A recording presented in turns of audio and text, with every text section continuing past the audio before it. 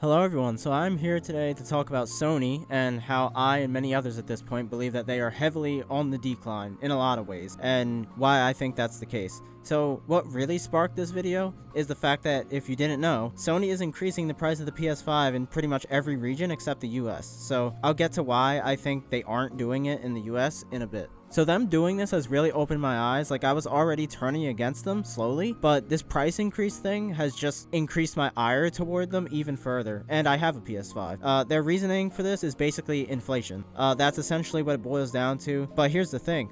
They are not a struggling brand or company in any way. In fact, PlayStation is pretty much the leading brand in the industry right now. And Microsoft and Nintendo, probably after seeing the backlash from this, have already confirmed that they will not be raising the price of their consoles, which is a good look for them and an incredibly bad look for Sony. They look like villains after doing this. I mean, the PS5 is already hard as fuck to get your hands on. How backwards is it that the ones selling the most and the fastest are the only ones to raise the price for their product? Like, what are you doing? And so the reason I think they haven't done it in the US is because Microsoft, aka the Xbox Series consoles, are actually a competitor in the US. To my knowledge, that's the main region that people are buying Xboxes, because I don't think other regions really care about buying Xboxes.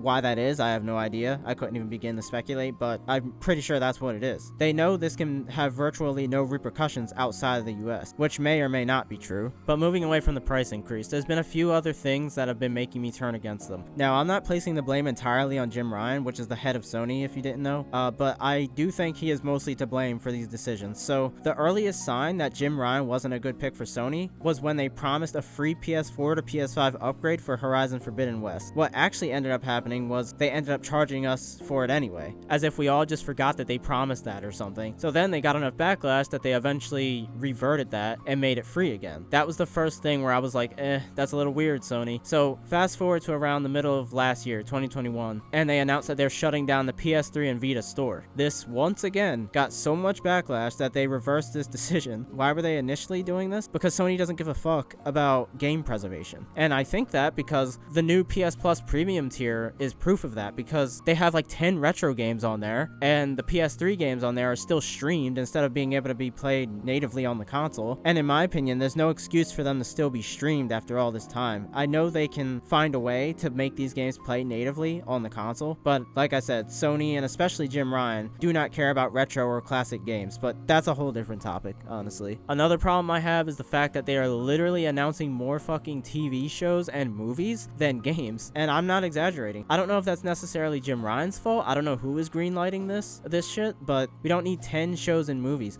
Horizon TV show, God of War TV show, Ghost of Tsushima movie, Days Gone TV show. Like, please, we have one game in the pipeline right now that's announced, and that's God of War Ragnarok. That's it.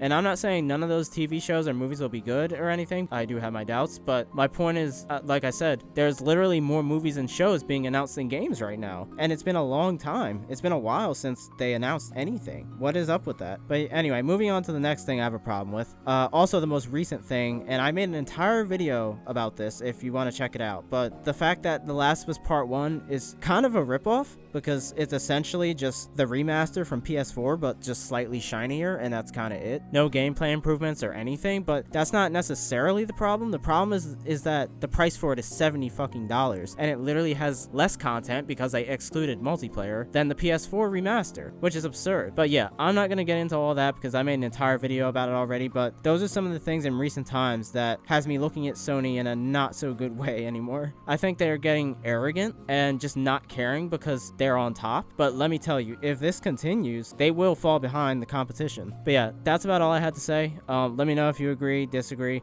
Let me know what you think. But yeah, hope you guys enjoyed, and I'll see you guys next time. Peace.